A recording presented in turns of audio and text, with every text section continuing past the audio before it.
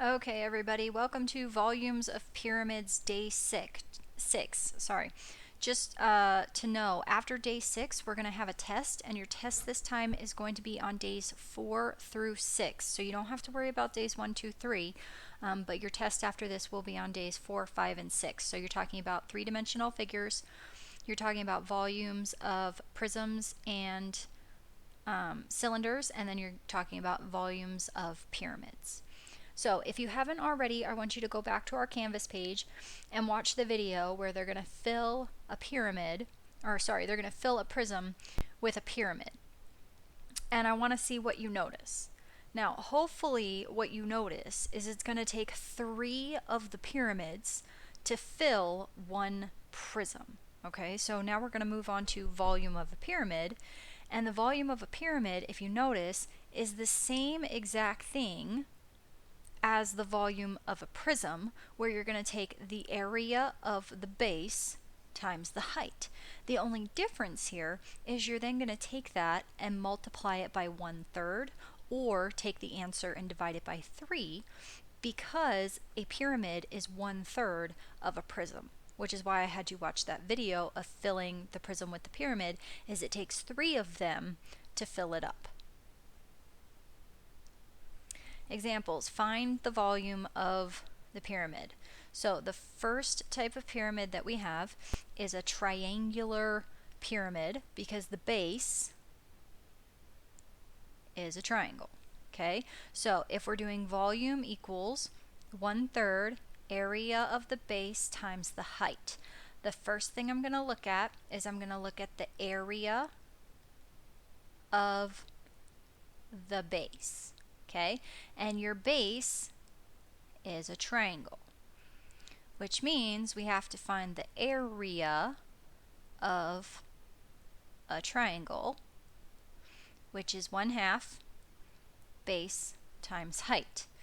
So if I take a look at my triangle, my base is 4, my height is 6. So I'm going to take 4 times 6, which is 24. And then because it's a triangle, you have to cut that in half, which is going to get you 12. Okay, now that's the area of your base. In order to find the volume of the pyramid, though, you have to take the area of the base, which is 12, multiply that by the height of the whole pyramid, which is 9. Okay, so then I'm going to take 12 times 9, which is 108. And that would be the volume of the prism if it was flat on the bottom and flat on the top. But this guy comes to a point, which means he doesn't have as much volume. So then you take that answer and ultimately divide it by 3. Okay, and that's where this 1/3 part comes in. You take your answer, you divide it by 3. So 108 divided by 3 is 36 meters cubed, and once again we're working in cubic because we're talking about volume. Next one, find the volume of the pyramid.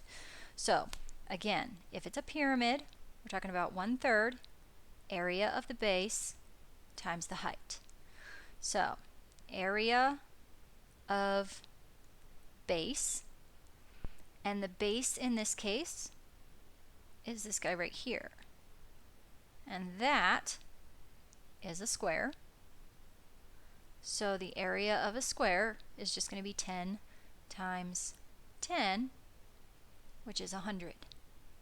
So we're going to take the area of the base, which is 100, times the height, which is 12, which is going to get us 1200. Then, because it's a pyramid, divide by 3.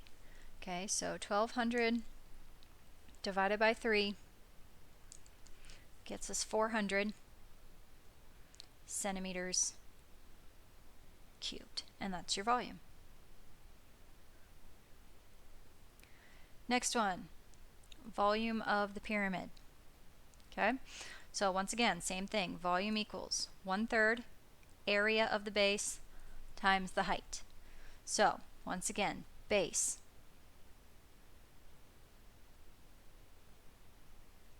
just like before, This one's a square. So the area of a square, length times width, 4 times 4, which gets us 16. So then we're going to take the area of the base, 16. We're going to multiply it by the height. And I didn't mention this, but keep in mind your height is always from that vertex at the top straight down through the middle. It's never this slanted one right here. Okay, if I ever give you that, I'm just trying to confuse you. Never pick the slanted one as your height. It always has to be straight down the middle. So 16 times 2.4. So 16 times 2.4, I'm getting 38.4. And then last but not least, because it's a pyramid, divide it by 3, which gets you 12.8 meters cubed.